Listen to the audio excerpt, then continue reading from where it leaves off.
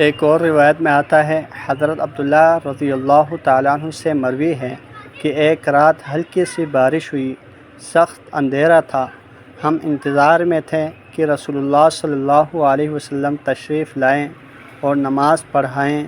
پھر رسول اللہ صلی اللہ علیہ وسلم نماز کے لیے تشریف لائیں اور مجھے فرمایا پڑھ۔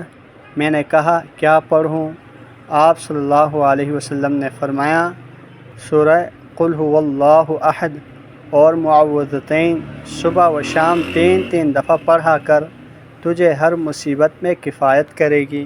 ایک اور روایت میں آتا ہے، حضرت عبداللہ بن خبیب رضی اللہ تعالی عنہ نے فرمایا کہ میں مکہ مکرمہ کے راستے میں رسول اللہ صلی اللہ علیہ وسلم کے ساتھ تھا۔ مجھے رسول اللہ صلی اللہ علیہ وسلم کے ساتھ کچھ خلوت نصیب ہوئی تو میں آپ صلی اللہ علیہ وسلم کے قریب ہو گیا۔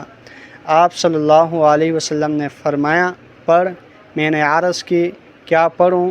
آپ صلی اللہ علیہ وسلم نے فرمایا تو قل اعوذ برب الفلق آخر سورت تک پڑھا کر، پھر سورہ قل اعوذ برب الناس آخر سورت تک پڑھا کر، پھر فرمایا کسی انسان نے ان 2 سورتوں سے افضل کلام کے ساتھ اللہ تعالیٰ کی پناہ حاصل نہیں کی۔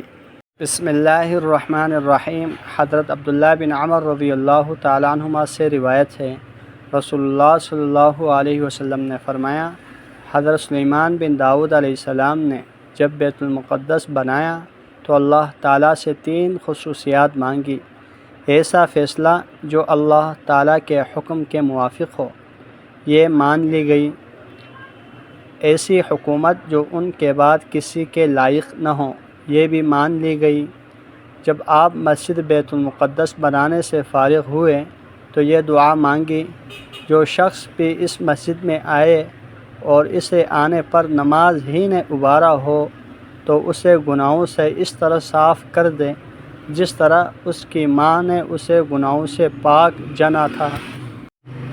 اللہ جل شانہ سے دعا ہے جتنی احادیث ہم نے پڑھی سنی ان پر اچھی طرح عمل کرتے ہوئے اوروں تک پہنچانے کی توفیق عطا فرمائیں، بالخصوص قرآن مجید کی آخری 3 سورتیں قل هو اللہ احد، قل اعوذ برب الفلق، قل اعوذ برب الناس، ان تینوں سورتوں کو صبح شام 3 مرتبہ پڑھنے کی توفیق عطا فرمائیں۔ ایک دوسری روایت میں ہے کہ حضرت عائشہ رضی اللہ تعالیٰ عنہ فرماتی ہیں کہ رسول اللہ صلی اللہ علیہ وسلم رات کو اس وقت تک آرام نہیں فرماتے جب تک آخری ان 3 سورتوں کو 3 مرتبہ پڑھ کر اپنے جسم پر ہاتھ پھیرتے تھے، پھر آرام فرماتے تھے۔